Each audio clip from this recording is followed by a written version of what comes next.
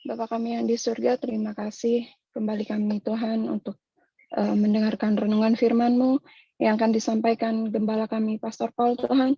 Biarlah urapan-Mu terus ada dalam mengalir, dan biarlah apa yang disampaikan Gembala kami Tuhan biar menjadi kekuatan dan teguran untuk setiap kami Tuhan, untuk memperbaiki hari-hari kami.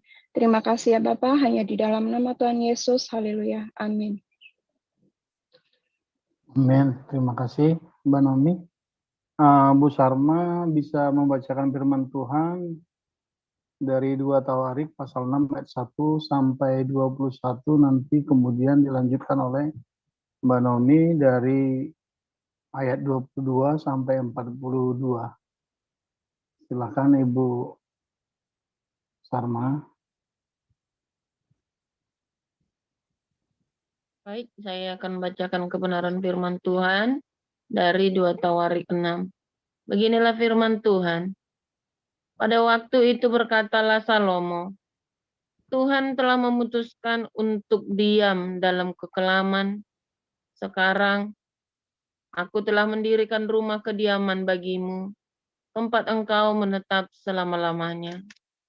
Kemudian berpalinglah raja lalu memberkati seluruh jemaah Israel, sedang segenap jemaah Israel berdiri. Ia berkata, terpujilah Tuhan Allah orang Israel yang telah menyelesaikan dengan tangannya apa yang difirmankannya dengan mulutnya kepada Daud ayahku. Demikian, sejak aku membawa umatku keluar dari tanah Mesir, tidak ada kota yang kupilih di antara segala suku Israel untuk mendirikan rumah di sana sebagai tempat kediaman namaku, dan tidak ada orang yang kupilih untuk menjadi raja atas umatku Israel. Tetapi kemudian aku memilih Yerusalem sebagai tempat kediaman namaku, dan memilih Daud untuk berkuasa atas umatku Israel. Ketika Daud ayahku bermaksud mendirikan rumah untuk nama Tuhan Allah Israel, berfirmanlah Tuhan kepadanya, engkau bermaksud mendirikan rumah untuk namaku, dan maksudmu itu memanglah baik. Hanya, bukanlah engkau yang akan mendirikan rumah itu, melainkan anak kandungmu yang lahir kelak. Dialah yang akan mendirikan rumah itu untuk namaku. Jadi Tuhan telah menepati janji yang telah diucapkannya. Aku telah bangkit menggantikan Daud ayahku, dan telah duduk di atas tahta kerajaan Israel, seperti yang difirmankan Tuhan. Aku telah mendirikan rumah ini untuk nama Tuhan Allah Israel, dan telah menempatkan di sana tabut yang memuat perjanjian yang telah diikat Tuhan dengan orang Israel. Kemudian berdirilah ia di depan mezbah Tuhan di hadapan segenap jemaah Israel, lalu menadahkan tangannya, karena Salomo telah membuat sebuah mimbar tembaga yang panjangnya 5 hasta, lebarnya 5 hasta, dan tingginya 3 hasta, yang ditaruhnya di halaman. Ia berdiri di atasnya lalu berlutut di hadapan segenap jemaah Israel dan menadahkan tangannya ke langit sambil berkata, Ya Tuhan Allah Israel, tidak ada Allah seperti Engkau di langit dan di bumi. Engkau yang memelihara perjanjian dan kasih setia kepada hamba-hambamu yang dengan segenap hatinya hidup di hadapanmu. Engkau yang tetap berpegang pada janjimu terhadap hambamu Daud, ayahku, dan yang telah menggenapi dengan tanganmu apa yang kau firmankan dengan mulutmu, seperti yang terjadi pada hari ini. Maka sekarang ya Tuhan Allah Israel, peliharalah apa yang kau janjikan kepada hambamu Daud, ayahku, dengan berkata, keturunanmu tak akan terputus di hadapanku dan tetap akan duduk di atas tahta kerajaan Israel, asal anak-anakmu tetap hidup menurut hukumku, sama seperti engkau hidup di hadapanku. Maka sekarang, ya Tuhan Allah Israel, biarlah terbukti kebenaran firman-Mu yang telah kau ucapkan kepada hambamu Daud. Tetapi benarkah Allah hendak diam bersama dengan manusia di atas bumi? Sesungguhnya langit, bahkan langit yang mengatasi segala langit pun tidaklah dapat memuat engkau. Terlebih lagi rumah yang kudirikan ini. Maka berpalinglah kepada doa dan permohonan hambamu ini, ya Tuhan Allahku. Dengarkanlah seruan dan doa yang hambamu panjatkan di hadapanmu ini. Kiranya matamu terbuka terhadap rumah ini siang dan malam, terhadap tempat yang kau katakan akan menjadi kediaman namamu. Dengarkanlah doa yang hambamu panjatkan di tempat ini.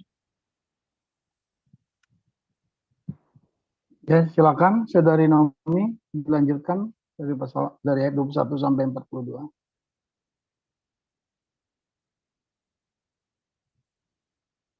Mbak Naomi. Ya, saya akan melanjutkan. Dan dengarkanlah permohonan hambamu itu.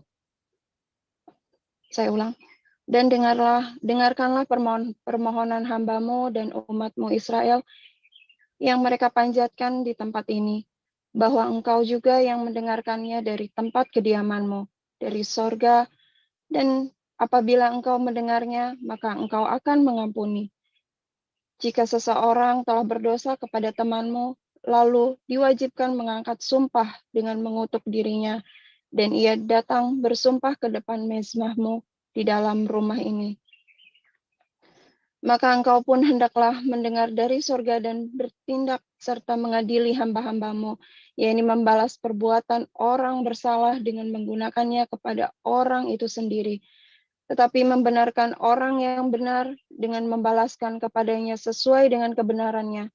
Apabila umatmu Israel terpukul kalah oleh musuhnya karena mereka berdosa kepadamu, kemudian mereka berbalik dan mengakui namamu, dan mereka berdoa dan memohon di hadapanmu di rumah ini, maka engkau pun kiranya mendengar dari sorga dan mengampuni dosa umatmu Israel, yang mengembalikan mereka ke tanah yang telah kau berikan kepada mereka dan nenek moyang mereka.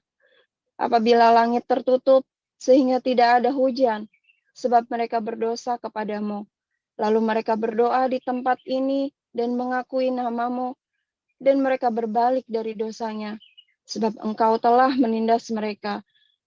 Maka engkau pun kiranya mendengarkannya di sorga dan mengampuni dosa hamba-hambamu, umatmu Israel, karena engkaulah yang menunjukkan kepada mereka jalan yang baik yang harus mereka jalani. Dan engkau kiranya memberikan hujan kepada tanahmu yang telah kau berikan kepada umatmu menjadi milik pusaka. Apabila ada kelaparan di negeri ini, apabila ada penyakit sampar, hama dan penyakit gandum, belalang dan belalang pelahap, apabila musuh menyesakkan mereka di salah satu kota mereka, apabila ada tulah atau penyakit apapun, lalu seseorang atau segenap umatmu Israel memanjatkan doa dan permohonan di rumah ini dengan menadahkan tangannya, karena mereka masing-masing mengenal tulahnya dan penderitaannya sendiri. Maka engkau pun kiranya mendengar dari sorga tempat kediamanmu yang tetap, dan kiranya engkau mengampuni dan membalas kepada setiap orang sesuai dengan segala perbuatannya, karena engkau mengenal hatinya. Sebab engkau sajalah yang mengenal hati anak-anak manusia, supaya mereka takut akan engkau dan mengikuti segala jalan yang engkau tunjukkan selama mereka hidup di atas tanah yang telah kuberikan kepada nenek moyang kami. Juga apabila seorang asing yang tidak termasuk umatmu Israel datang dari negeri jauh oleh karena namamu yang besar, tanganmu yang kuat, dan lenganmu yang teracung, dan ia datang berdoa di rumah ini, maka engkau pun kiranya mendengar dari sorga, dari tempat kediamanmu yang tetap, dan kiranya engkau bertindak sesuai dengan segala yang diserukan kepadamu oleh orang asing itu, supaya segala bangsa di bumi mengenal namamu, sehingga mereka takut akan engkau sama seperti umatmu Israel, dan sehingga mereka tahu bahwa namamu telah diserukan atas rumah yang telah kudirikan ini. Apabila umatmu keluar untuk berperang melawan musuh-musuhnya ke arah manapun engkau menyuruh mereka, dan apabila mereka berdoa kepadamu dan berkiblat ke kota yang telah kau pilih ini, dan ke rumah yang telah kudirikan bagi namamu, maka engkau kiranya mendengar dari sorga doa dan permohonan mereka, dan engkau kiranya memberikan keadilan kepada mereka. Apabila mereka berdosa kepadamu karena tidak ada manusia yang tidak berdosa, dan Engkau murka kepada mereka dan menyerahkan mereka kepada musuh, sehingga mereka diangkut tertawan ke negeri yang jauh atau yang dekat. Dan apabila mereka sadar kembali dalam hatinya di negeri tempat mereka tertawan, dan mereka berbalik dan memohon kepadamu di negeri tempat mereka tertawan, dengan berkata, kami telah berdosa, bersalah, dan berbuat fasik. Apabila mereka berbalik kepadamu dengan segenap hatinya dan segenap jiwanya di negeri orang-orang yang mengangkut mereka tertawan, dan apabila mereka berdoa kepadamu dan berkiblat ke negeri mereka yang telah kau berikan kepada nenek moyang mereka, ke kota yang telah kau pilih, dan ke rumah yang telah kudirikan bagi namamu, maka engkau kiranya mendengarkan dari sorga, dari tempat kediamanmu yang tetap, kepada doa dan segala permohonan mereka, dan kiranya engkau memberikan keadilan kepada mereka, dan engkau kiranya mengampuni umatmu yang telah berdosa kepadamu. Sebab itu, ya Allahku, kiranya matamu terbuka dan telingamu menaruh perhatian kepada doa yang dipanjatkan di tempat ini. Dan sekarang, bangunlah ya Tuhan Allah, dan pergilah ke tempat perhentianmu, Engkau serta tabut kekuatanmu, kiranya, ya Tuhan Allah, imam-imammu berpakaian keselamatan, dan orang-orang yang kau kasihi bersuka cita karena kebaikanmu. Ya Tuhan Allah, janganlah engkau menolak orang yang telah kuurapi. Ingatlah akan segala kasih setiamu kepada Daud, hamba-Mu itu. Amin. Selanjutnya Pak Mulia silakan. Matius pasal 6 ayat 1 sampai 18, kemudian nanti dilanjutkan oleh Ibu Rima ayat 19 sampai 34.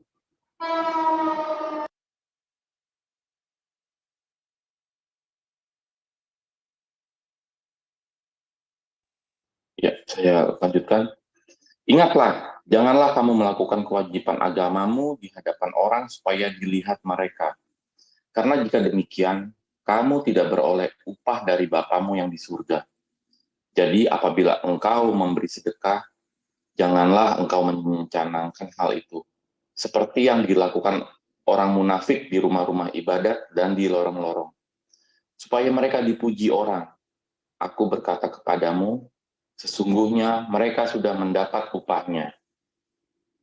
Tetapi jika engkau memberi sedekah, janganlah diketahui tangan kirimu apa yang diperbuat tangan kananmu. Hendaklah sedekahmu itu diberikan dengan tersembunyi. Maka Bapamu yang melihat yang tersembunyi akan membalasnya kepadamu. Dan apabila kamu berdoa, janganlah berdoa seperti orang munafik. Mereka suka mengucapkan doanya dengan berdiri dalam rumah-rumah ibadat dan pada tikungan-tikungan jalan raya, supaya mereka dilihat orang. Aku berkata kepadamu, sesungguhnya mereka sudah mendapat upahnya. Tetapi jika engkau berdoa, masuklah ke dalam kamarmu, tutuplah pintu, dan berdoalah kepada Bapamu yang ada di tempat tersembunyi. Maka Bapamu yang melihat yang tersembunyi akan membalas kepadamu. Lagi pula dalam doamu itu, janganlah kamu bertele-tele, seperti kebiasaan orang yang tidak mengenal Allah. Mereka menyangka bahwa karena banyaknya kata-kata doanya akan dikabulkan. Jadi, janganlah kamu seperti mereka, karena Bapamu mengetahui apa yang kamu perlukan sebelum kamu minta kepadanya. Karena itu, berdoalah demikian. Bapa kami yang di surga, dikuduskanlah namamu. Datanglah kerajaanmu. Jadilah kehendak-Mu di bumi seperti di surga.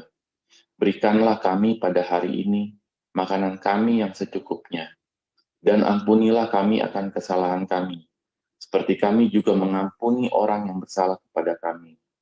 Dan janganlah membawa kami ke dalam pencobaan, tetapi lepaskanlah kami daripada yang jahat, karena Engkaulah yang punya kerajaan dan kuasa dan kemuliaan sampai selama-lamanya. Amin. Karena jikalau kamu mengampuni kesalahan orang, Bapamu yang di sorga akan mengampuni kamu juga. Tetapi jikalau kamu tidak mengampuni orang, Bapamu juga tidak akan mengampuni kesalahanmu. Dan apabila kamu berpuasa, janganlah muram mukamu seperti orang munafik. Mereka mengubah air mukanya, supaya orang melihat bahwa mereka sedang berpuasa. Aku berkata kepadamu, sesungguhnya mereka sudah mendapat upahnya.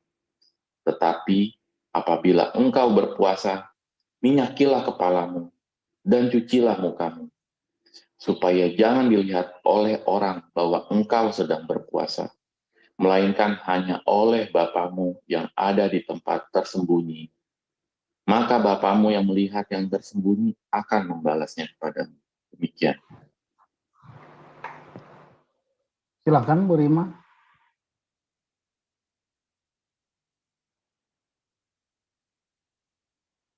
Suaranya nggak kedengaran, Bu. Suaranya nggak kedengaran.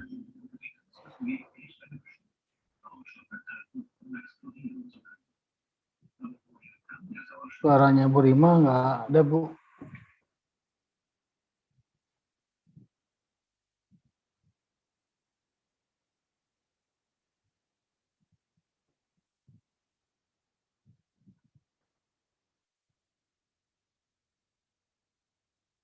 Coba dinyalakan lagi, Bu.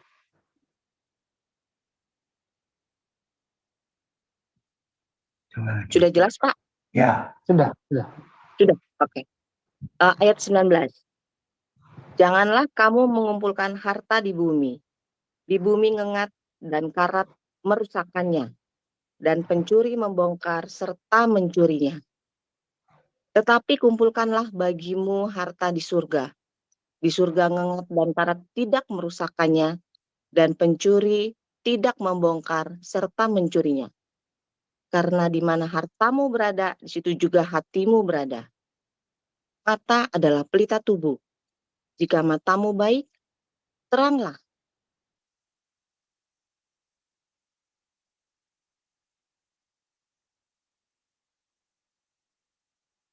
Maaf, tadi nggak ini. Jika matamu baik, teranglah seluruh tubuhmu. Jika matamu jahat, gelaplah seluruh tubuhmu.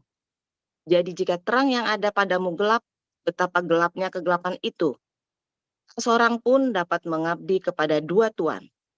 Karena jika demikian, ia akan membenci yang seorang dan mengasihi yang lain, atau ia akan setia kepada yang seorang dan tidak mengindahkan yang lain. Kamu tidak dapat mengabdi kepada Allah dan kepada Mamon. Karena itu aku berkata kepadamu, janganlah khawatir akan hidupmu, akan apa yang hendak kamu makan atau minum. Dan janganlah khawatir pula akan tubuhmu, akan apa yang hendak kamu pakai. Bukankah hidup itu lebih penting daripada makanan, dan tubuh itu lebih penting daripada pakaian? Pandanglah burung-burung di langit, yang tidak menabur dan tidak menuai, dan tidak mengumpulkan bekal dalam lumbung. Namun diberi makan oleh Bapamu yang di surga. Bukankah kamu jauh melebihi burung-burung itu? Siapakah di antara kamu yang karena kekhawatirannya dapat menambahkan sehasta saja pada jalan hidupnya? Dan mengapa kamu khawatir akan pakaian? Perhatikanlah bunga bakung di ladang yang tumbuh tanpa bekerja dan tanpa memintal. Namun aku berkata kepadamu, Salomo dalam segala kemegahannya pun tidak berpakaian seindah salah satu dari bunga itu. Jadi jika demikian Allah mendandani rumput di ladang yang hari ini ada dan besok dibuang ke dalam api, tidakkah ia akan terlebih lagi mendandani kamu, hai orang yang kurang percaya? Sebab itu janganlah kamu khawatir dan berkata, apakah yang akan kami makan? Apakah yang akan kami minum? Apakah yang akan kami pakai? Semua itu dicari bangsa-bangsa yang tidak mengenal Allah. Kan tetapi Bapakmu yang di surga tahu bahwa kamu memerlukan semuanya itu. Tetapi carilah dahulu kerajaan Allah dan kebenarannya, maka semuanya itu akan ditambahkan kepadamu.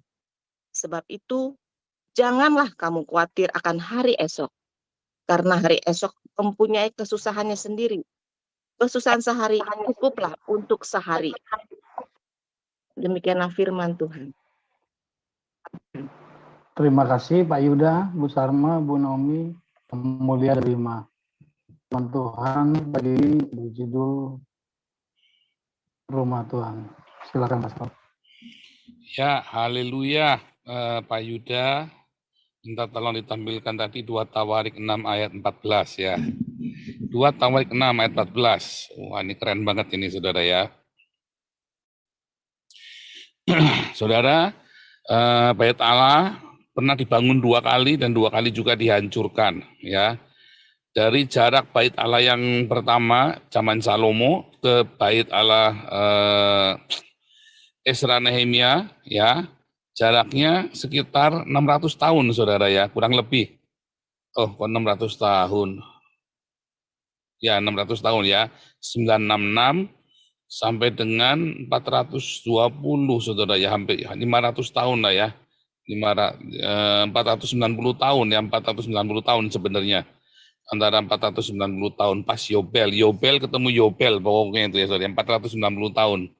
Nah, saudara, dari zaman Bait Salomo yang pertama dan ke bait suci yang kedua yaitu Bait Ezra Nehemia yang jaraknya 1 tahun Yobel. Kemudian Yesus berkata saudara ya, 1 Yobel kemudian 10 Yobel maksudnya ya, 10 kali Yobel berikutnya, yaitu di zamannya Yesus berkata, runtuhkan Bait Allah ini dalam 3 hari aku bangun. Ya, runtuhkan dalam 3 hari. Nah, Yesus itulah Bait Allah yang ketiga, saudara. Saudara, kalau tanya orang Yahudi, ya, orang Yahudi hari ini, saya sudah nanya kepada rabai-rabai di Haifa, saudara, profesor kami.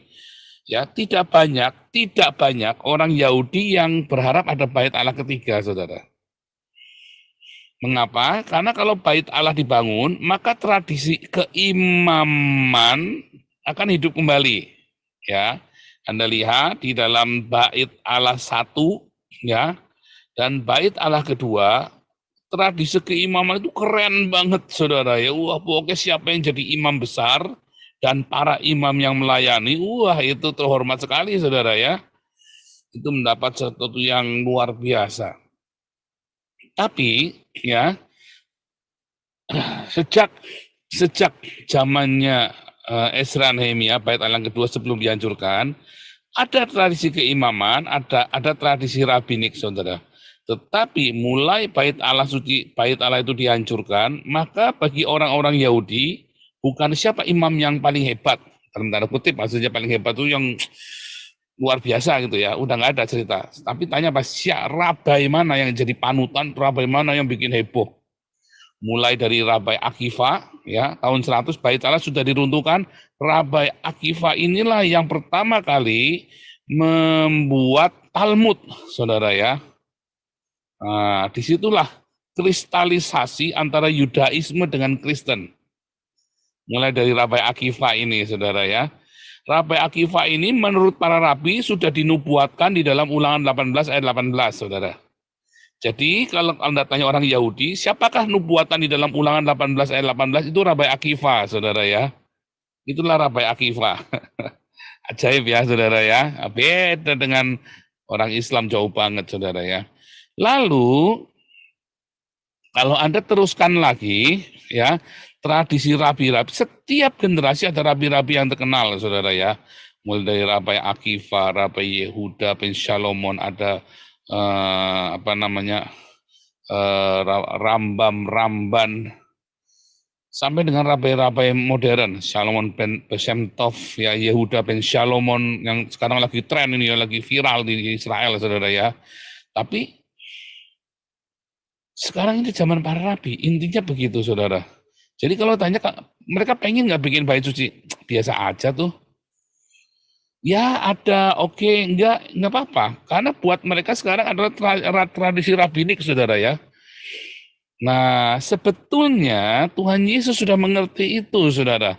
Makanya waktu Yesus berkata dalam Yohanes 2, runtuhkan bait suci ini, dalam 3 hari aku akan membangunnya.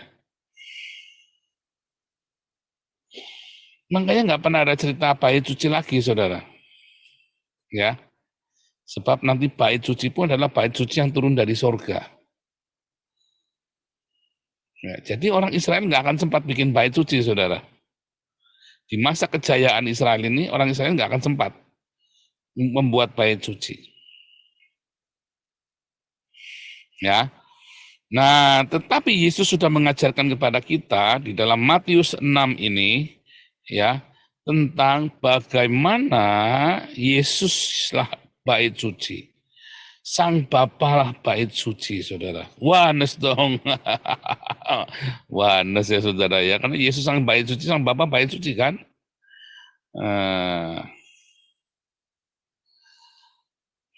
Yang benar adalah gimana, saudara?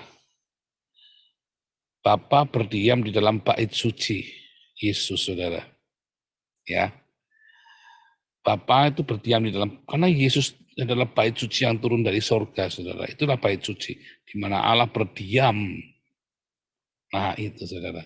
Di dalam Matius 6 itu sudah diajarkan tentang itu, saudara ya.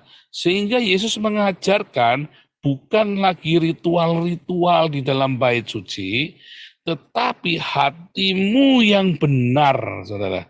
Karena di dalam bait sucinya Yesus, di dalam kan ada bait suci Salomo, bait suci Ezra Nehemia. Nah ini bait sucinya Yesus, maka ritual tidak lagi kepake.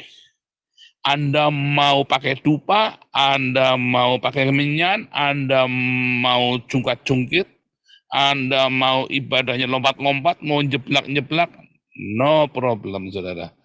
Karena ibadah di dalam bait sucinya Yesus adalah ibadah di dalam rohmu dan di dalam aletheia, saudara. Di dalam kemurnian hati, saudara ya. Sehingga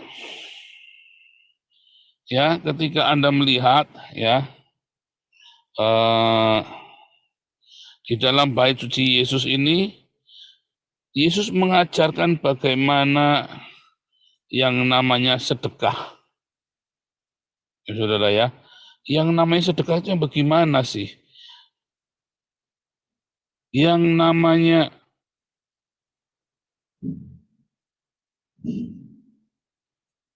berdoa itu bagaimana? Yang namanya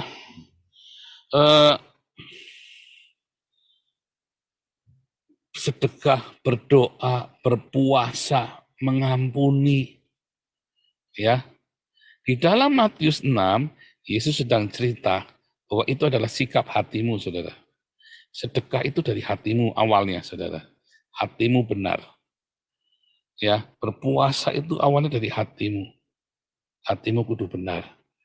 Ya, berdoa itu mulai dari hatimu. Hatimu kudu benar. Makanya diakonia itu bukan sesuatu untuk dipamerkan. Loh kalau ngajak ya beda, saudara. Saya ini ngajak. Makanya saya orang-orang ini suka kadang-kadang on juga, saudara ya. Ini Pak Paulus suka pamer-pamer. Pamer-pamer gimana? Bukan duit saya, saudara.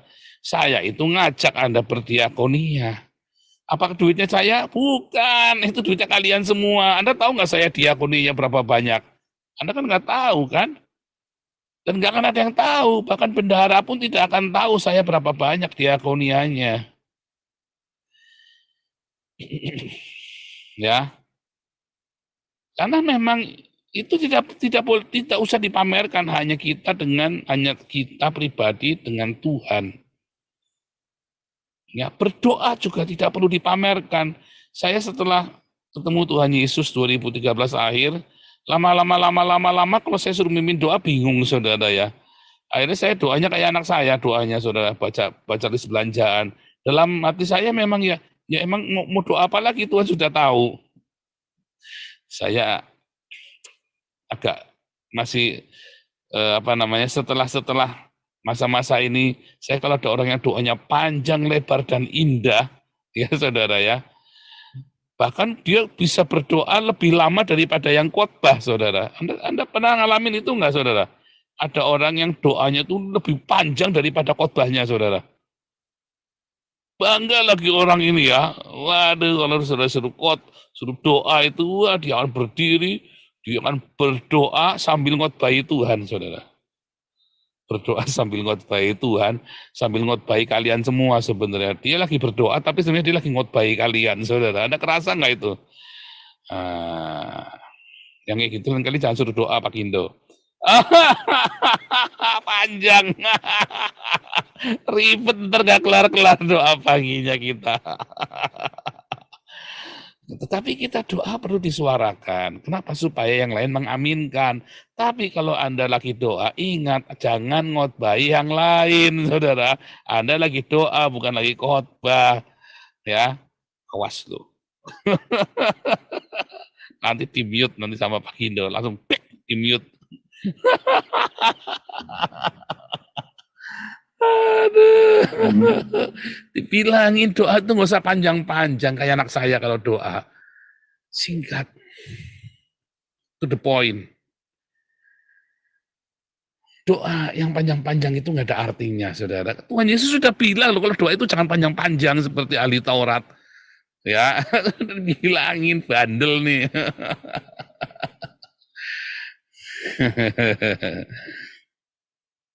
Kemudian apa Tuhan firman Tuhan di dalam Matius 6, saudara? Berpuasa, saudara. Perlu puasa, tapi Anda nggak usah dipamerkan. Aku lagi puasa loh, lagi puasa loh. Ayo kamu lagi nggak puasa, ayo kamu ganggu aja. Itu mah nggak beda sama anak buahnya si itu, saudara ya, anak buahnya Gua Hira. Lagi puasa dipamer-pamerin, Anda disuruh, mereka yang puasa, kita yang pusing, saudara ya. Jangan sampai Anda puasa lalu teman kantormu yang pusing, gara aku puasa, aku tak pulang dulu ya. Aku lagi puasa, aku lemes, lemes. Gundulmu peyang, saudara. Lemes, gua kepret lu, katanya bosnya kan. Lu lagi puasa nggak usah kerja.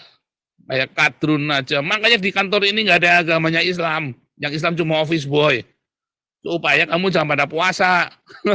Bosnya kan bilang begitu, saudara. Puyeng, saudara.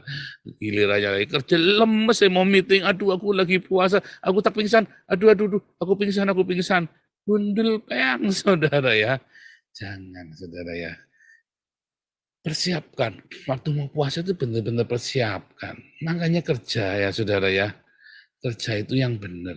Saatnya puasa, kalau ya saatnya libur, jangan lagi saatnya jam kerja nggak mau puasa. Kecuali kamu memang sudah siap kerja. Kalau saya sama Ana dulu kita memang sudah siap, kita kerja pun kita puasa. Makanya ya jam 6 sore, saudara. Ya, jam 6 sore kita makan, seharian nggak makan. Besok jam 6 sore lagi baru makan. Tetap kerja. Sebenarnya Anda kalau puasa terus dibawa tidur, pusing, saudara. Anda puasa dibawa kerja. Hari itu berlalu dengan cepat, saudara. Ya, dan jangan lupa, ya, di saat-saat puasa, Anda banyak baca firman Tuhan, jam makan siang, orang-orang pada makan siang, Anda dengarkan khotbah. Kalau baca kan pusing, saudara ya, kalau terlalu banyak baca kan karena lagi puasa. Dengarkan khotbah, atau dengan lagu-lagu pujian, ya. Tapi aku puasa loh, halo, pengumuman, aku puasa ya, tolong, jangan kasih aku kerjaan banyak-banyak. Nah itu apa bedanya sama orang Gua Hiro lagi puasa, saudara, kalau begitu caranya. Tuhan bilang, jangan pamer ya. Cuma, Anda puasa itu mau apa? Anda kan mau puasa hatimu supaya dibersihkan. Supaya dagingmu itu jangan diturutin terus. Lama-lama nanti rohmu jadi sensitif didengar. Karena tidak semua daging. Tapi kalau Anda woro-woro, yang satu ditekan, yang satu kamu kasih makan kesombonganmu itu. Puasa enggak itu namanya? Enggak lah. Percuma. Lapar tok, saudara. Serius. Makanya banyak orang puas. Seminggu 2 kali itu segala macam enggak ada hasilnya, saudara. Saya mah kalau puasa dulu bukan karena mau pamer, karena lagi kepepet, saudara ya. Lagi menderita sekali, nggak doyan makan, makanya saya puasa. Bentar, ini saya kebablasan. Wah, 1 menit lagi, saudara ya. Ibadahmu itu Ya, semuanya adalah difokuskan untuk apa, saudara? Kalau Anda lihat dari Matius 6 ayat 1 sampai yang terakhir itu ceritanya, saudara ya. Itu ceritanya adalah apa, saudara? Hatimu yang bersih, diakonia, ya, mendatangkan kerajaan sorga, mendatangkan apa? Hadirat Tuhan, mendatangkan Eden, datanglah kerajaanmu. Makanya dibilangi ya, jangan mengumpulkan harta di sorga, ya. Kamu jangan mengumpulkan harta di sorga, tapi kumpulkanlah harta, jangan kumpulkan harta di dunia, tapi kumpulkanlah harta di sorga, di mana ngengat dan karat tidak memakan habis. Gimana caranya mengumpulkan harta di sorga? Diakonia, mendatangkan kerajaan Allah itu. Itulah bait sucinya Yesus, saudara. Ya, hari ini ya kita sedang berdoa bersekutu tiap hari, saudara. Kita sedang membangun bait sucinya Yesus. Ya, di sana ada gesekan, ada. Di sana ada konflik, ada. Di sana ada kesalahpahaman, ada. Tetapi ada kerendahan hati, ada pengampunan. Ya, ada belas kasih, ada cinta. Ya, jangan curiga. Kalau lagi dikritik jangan marah. Kalau lagi dikasih tahu jangan tersinggung. Ya. Kalau ngasih tahu juga jangan berpikiran orang itu pasti jelek, kamu maling semua nih. Jangan. Pokoknya kita kasih tahu, ini nggak boleh SOP, makanya saya bilang, makanya SOP saja supaya Anda pikirannya jangan jelek, juga orang yang tidak sesuai SOP, juga jangan merasa kalian sentimen sama mereka. SOP itu penting untuk mengurangi kecurigaan-kecurigaan, yang penting bikin SOP-nya saja. Selesaikan enak. Nah, kalau kita mau menghadirkan kerajaan Allah loh, bukan menghadirkan keruwetan. Jangan amalan nanti Anda malah tambah ribut, maki-maki. Makanya orang begitu kalau saya kasih nasihatin, dia ngelanggar SOP, dan nasihatin dia udahlah, saya diemin aja, saudara. Udah nggak jawab lagi. Ribut nanti, wah dia merasa benar malah maki-maki saya, ngotbahin saya, saudara. Nah, pusing kan, saudara ya. Udah salah masih ngotbahin saya. Udah nggak jawab lagi, udah biarin saja. Ya, supaya saya jangan buang energi, ya. Jangan menjawab orang bebal menurut kebebalannya, nggak usah dijawab. Ya, nggak usah dijawab. Gitu ya, saudara ya. Nah, kita mau datangkan kerajaan Allah, apa Anda mau sok-sokan nih layani Tuhan? Kita mau mendatangkan kerajaan Allah atau mau bikin ruwet nih? Ya, kalau di bait suci semuanya diukur secara fisik, tapi di dalam bait sucinya Yesus, di dalam bait suci Salomo dan bait suci Esra Nehemia ada ukuran-ukuran fisik, saudara. Tapi di dalam bait sucinya Yesus enggak ada, saudara. Ukurannya itu adalah ukuran rohani, saudara. Yang ukur siapa? Malaikat Tuhan. Yang ukur malaikat Tuhan, bukan kita, saudara. Semua ukuran-ukuran itu ada di sorga, kan? Bukan ukuran-ukuran fisik lagi, saudara, parameternya. Jadi kamu harus benar sama Tuhan. Kita masing-masing urusannya sama Tuhan. Makanya jagalah hatimu supaya bersih.